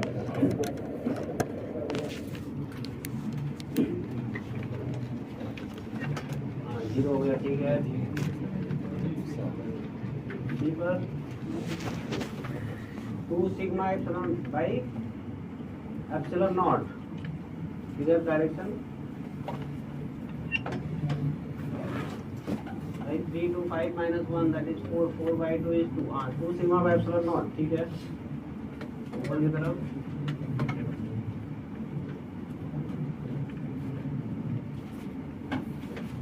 ओ इधर ध्यान दो। सब कुल मिलाकर करना क्या है, इस तरह के क्वेश्चन बहुत आसान होते हैं, समझ में कि नहीं। जैसे ए पॉइंट था, अब इन तीनों की वजह से फील्ड देखना है, तो इसका किधर जाएगा, ऊपर की तरफ, मतलब इससे दूर जाएगा। ये नेगेटिव है तो इसी की तरफ आएगा, और ये ऊपर की तरफ जाएगा कि नहीं, पॉजिटिव है ना। तो इन दोनों का फील्ड अपवर्ड है और इसका, समझ गए। तो इन दोनों के फील्ड में से इसका फील्ड माइनस कर देंगे, ये हो गया। सिग्मा 1 सिग्मा 2 और ये सिग्मा 1 बाई 2 एप्सिलॉन नॉट इसका हुआ, इसका सिग्मा 2 बाई एप्सिलॉन नॉट, और इसका sigma 3 by epsilon not, sorry 2, सब में 2 भी रहेगा ना। अब इन तीनों में सिग्मा 1 सिग्मा और 2 और सिग्मा 3 तीनों का वैल्यू पुट कर देंगे। खैर अभी डायरेक्शन सबको ये दिखाने आना चाहिए। चलो, इसका फील्ड जहां जहां है हम E1 बोलेंगे, समझ आएगा नहीं। वो पहले ध्यान सुन लो क्या करना है। इसका फील्ड जहां जहां भी है उसमें हम इसका फील्ड E1 बोलेंगे, इसका E2 और इसका ये पॉइंट पर E1 ऊपर की तरफ है, B C D तीनों इसके नीचे हैं, इन तीनों पर इसके ऊपर है तो अपवर्ड डायरेक्शन में, और इसके नीचे जो पॉइंट्स होंगे उस पर समझ आ रहा है। इन पॉइंट पर E1 का जो डायरेक्शन है वो नीचे की तरफ, E1 और ये भी E1। सेकेंड वाले का डायरेक्शन, ये नेगेटिव अगर है इस केस में यहाँ फील्ड इसी की तरफ आएगा, इसके ऊपर 2 पॉइंट और इसके नीचे 2 पॉइंट है कि नहीं है। इन दोनों पॉइंट पर जो फील्ड का डायरेक्शन इसी की तरफ आएगा, तो यहाँ पर भी हम लोगों का E2 डाउनवर्ड, यहाँ पर भी E2, यहाँ पर किधर होगा अपवर्ड, और यहाँ पर भी अपवर्ड। ये हो गया E2 इसका फील्ड। बचा ये है E3 में अगर D पर देखें तो किधर है डाउनवर्ड, और बाकी 3 पॉइंट ऊपर है, इन सब पे अपवर्ड, यहाँ पर भी अपवर्ड और यहाँ पर भी अपवर्ड। ये हुआ तीनों का फील्ड हर एक रीजन में।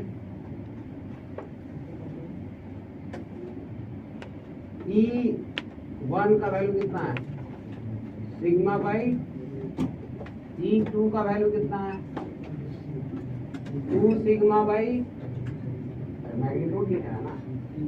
तीसरा E3 is 3 sigma by 2 epsilon not. ये समझ आएगी नहीं सबको? भाई किसी को लग तो नहीं रहा कि माइनस नहीं लिखे हैं, मैग्नीट्यूड लिखा जा रहा है, डायरेक्शन तो वहां दिखाई चुके हैं।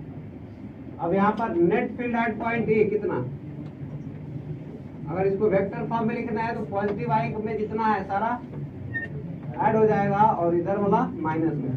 तो E1 प्लस E3 माइनस जे कर हो गया, समझ आएगा। E1 प्लस E3 ये और ये कितना हो गया 4 और minus 2, 4 minus 2 is 2, that is sigma by epsilon not, sorry ये कैप, ये हुआ E at A, E at B is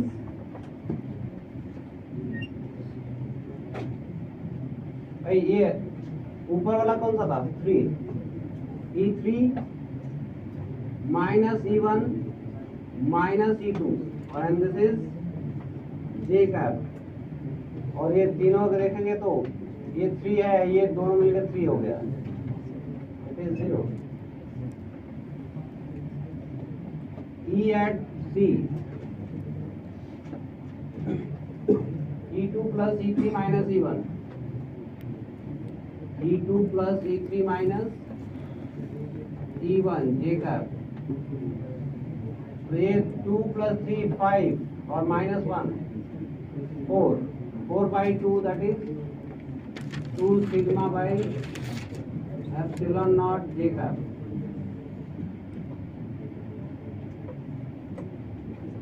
and E at D, E पर क्या था E2 minus E1 minus E3 J cap, और ये है 2 1 और ये 3, तो 2 minus 4 is minus 2, तो minus 2 sigma by, ये समझ आ गया। ये माइनस आने का मतलब है कि नेट डाउनवर्ड डायरेक्शन में फील्ड होगा, यानी कि अपोजिट टू जेड।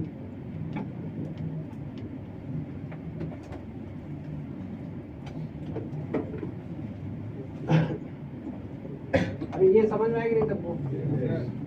मान लो कि एक का थोड़ा सा डायरेक्शन अलग कर दें,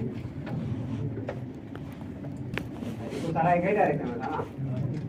अच्छा, दो ही प्लेन लेते हैं, एक का किसी और डायरेक्शन में फील्ड दे देते हैं, दूसरे का किसी और डायरेक्शन, और फिर उसको वेक्टर फॉर्म में लिखना है नेट फील्ड। लिख सकता है सब लोग।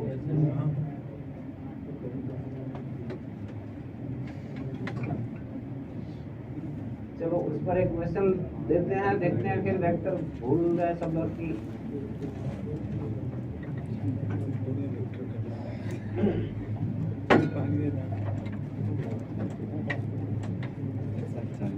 ये हो गया सब लोग का।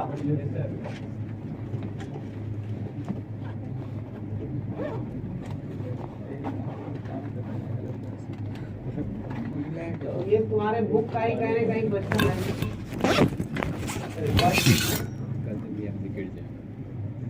ये मिटा दो क्या ये वाला?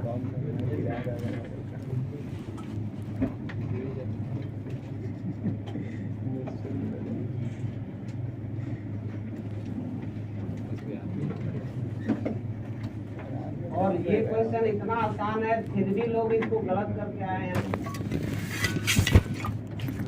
ये IIT JEE में पूछा गया क्वेश्चन है मेंस में।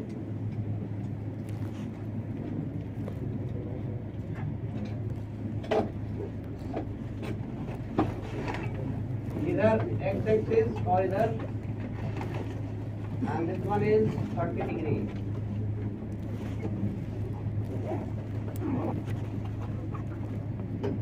समझ आ गया? इन दोनों प्लेन के बीच में जो रीजन है उसमें किसी पॉइंट पर तुमको नेट फील्ड लिखना है वेक्टर फॉर्म में, या हम पॉइंट बोल देते हैं। Let's suppose point is P, तो find net field in vector form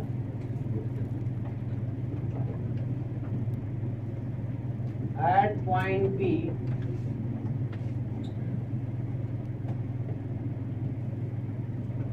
between the two charge planes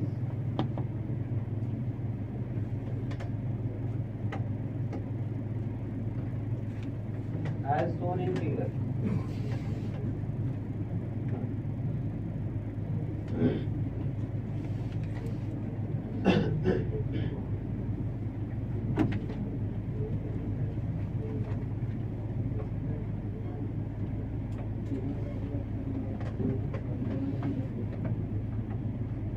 Sigma by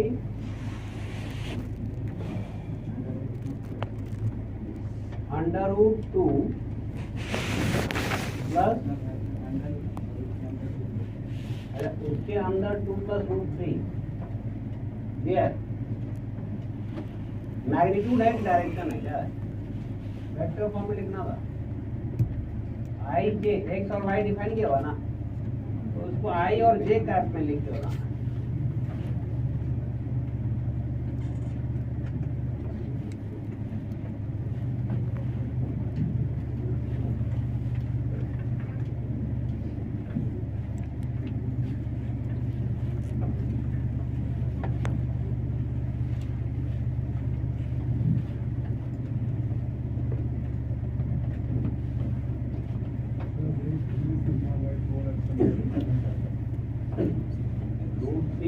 sigma Y 4 epsilon naught minus I cap. Minus I का मतलब सिर्फ निगेटिव एक्स की तरफ, यानी वाई कंपोनेंट दिख भी नहीं आ रहा है, कैंसिल हो जा रहा है,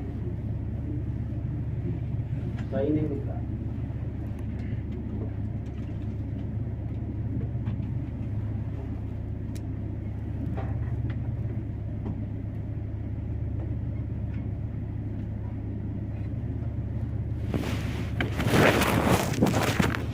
सवाल में कुछ है नहीं। इनफाइनाइट प्लेन का फार्मूला तो सब लोगों को पता ही है भाई, दोनों का फील्ड हर जगह कितना रहेगा, सिग्मा बाई 2 एप्सिलॉन नॉट, तो कांस्टेंट वैल्यू है ना जी।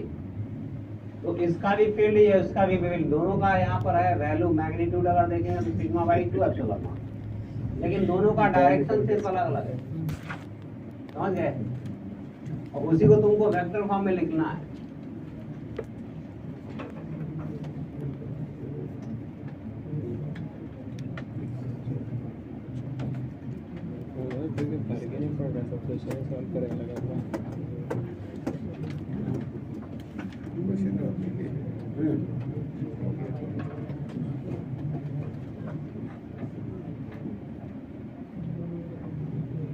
माइनस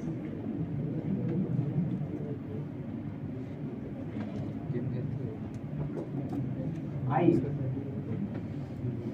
एक बीजीएम में खेलते हैं और एक क्लास ऑफ प्लान खेलते हैं। ठीक है,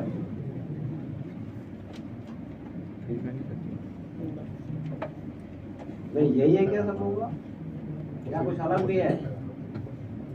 लेकिन ये अभी सही दिख नहीं रहा हमको। देखें सर को चेस्ट में पड़ेगा। चलो ये बिल्कुल सही है।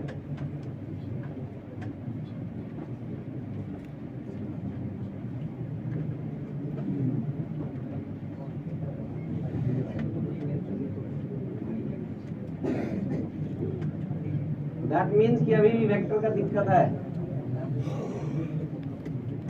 ये तो ठीक है, तो ये जे कंपोनेंट हो गया तुम्हारा, वाई कंपोनेंट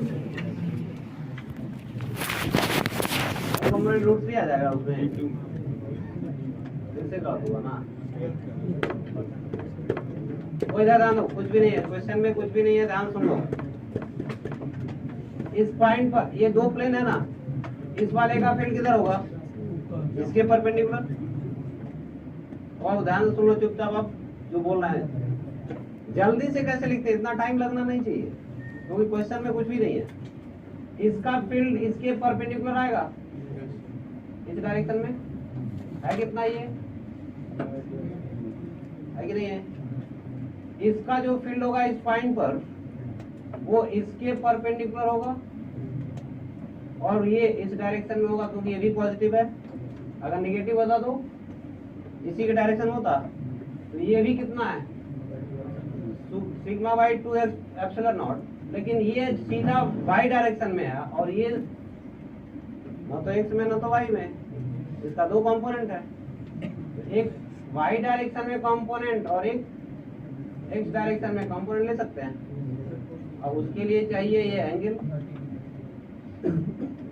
ये वाला एंगल कितना कितना है, ये एंगल देखेंगे तो 60 है, ये 60, या ये हो पाएंगे 30 है, क्योंकि इसको आगे बढ़ाएंगे तो ये 60 बनेगा ना, ये हो पाएंगे 30 है। तो ये हो गया sigma by 2 epsilon naught cos 60 और ये हो गया sigma by 2 epsilon naught sin 60। इसके जगह पर दो कंपोनेंट, इन दोनों का रिजल्टेंट y डायरेक्शन में ऊपर की तरफ और ये है माइनस x एक्सिस में। समझ आ गया सबको? तो अब इसका हम लोग इलेक्ट्रिक फील्ड वेक्टर अगर पॉइंट P पर लिखें, it is minus sigma by 2 epsilon naught cos 60 i cap या माइनस i कैप, कोई दिक्कत, plus this minus this into j cap, तो sigma by 2 epsilon naught minus sigma by 2 epsilon naught sin 60 into j cap. Clear हो गया सब लोगों को? सब में से सिग्मा बाई 2 एप्सिलॉन कॉमन दिख रहा है, तो सिग्मा बाई 2 एप्सिलॉन तो सब में कॉमन कर ही सकते हैं। ये क्या है 1/2, तो माइनस 1/2 आई कैप प्लस इसमें क्या आएगा 1 माइनस sin 60 कितना √3/2 जे कैप। करते हैं अब ये 2 यहाँ मल्टीप्लाई करके यहाँ पर भी 2 है, कॉमन हो जाएगा, तो ये इसको ये लिख सकते हैं कि sigma by 4 epsilon naught minus I plus 2 minus √3 times J cap. ये वो फाइनल आंसर।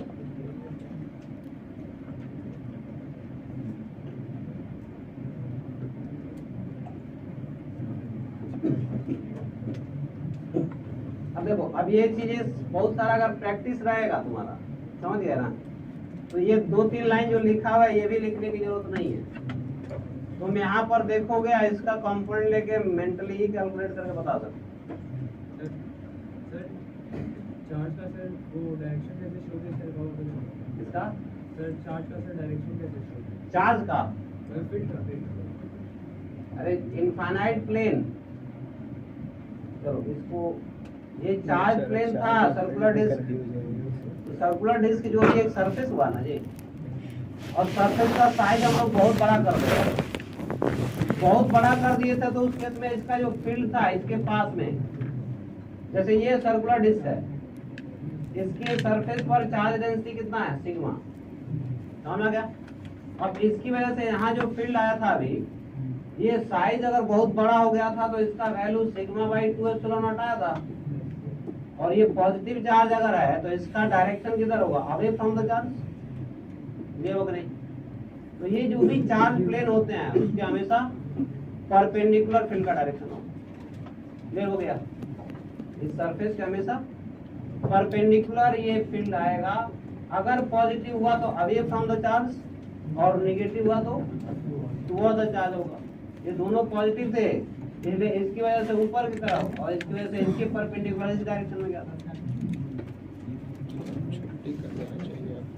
हो गया सब लोगों का? इसके बाद हम लोगों क्या है, ये दो मॉड्यूल कैसे आ गया, हो गया।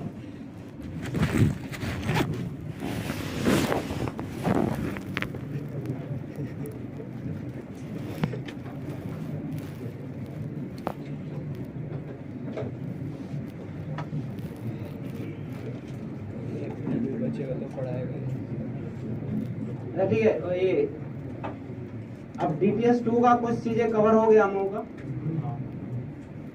तो स्ट्रेट लाइन, रिंग और सर्कुलर डिस्क और इनफाइनाइट प्लेन्स, ये तो हो ही गया। इससे रिलेटेड जितने भी क्वेश्चंस होंगे वो सब लोग सॉल्व कर लेंगे। क्वेश्चन मार्क करा दें तो देखना पड़ेगा।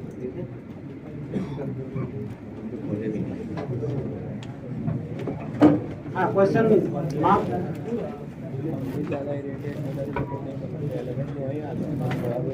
अरे जो नहीं करना है वो मार्क, और इधर ध्यान लो, जो नहीं करना है उसको आप मार्क कर लो या लिख लो।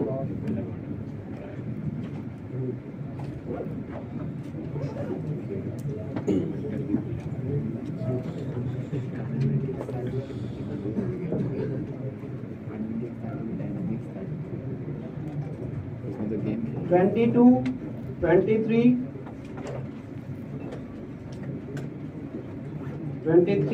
24,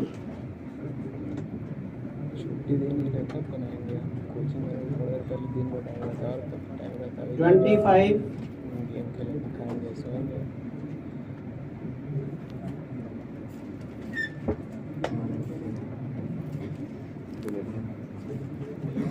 अभी इलेक्ट्रिक फ्लक्स हुआ नहीं तो 26, 27, 28 तो सारा ये इलेक्ट्रिक फ्लक्स ही पर भेज देंगे। 22 से देखो 28 यानी कि 21 तक ही करना है और 22 से नहीं करना। ठीक है,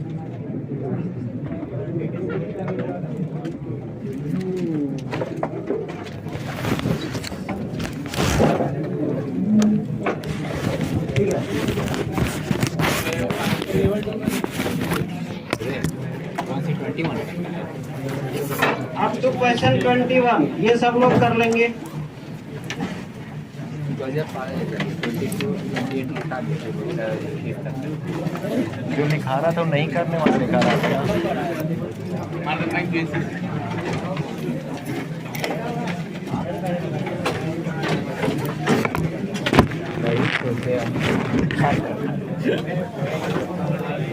अभी इसका सब अभी अरे रूटीन आया हुआ है अभी 1 सप्ताह का सब चूतिया मास्टर है क्या। जब नहीं रहता तब लिखना चाहिए अभी शेड्यूल आया हुआ है क्लास का।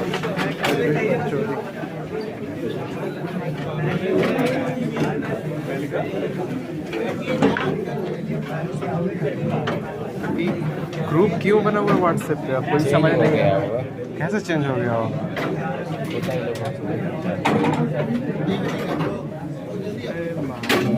बैठ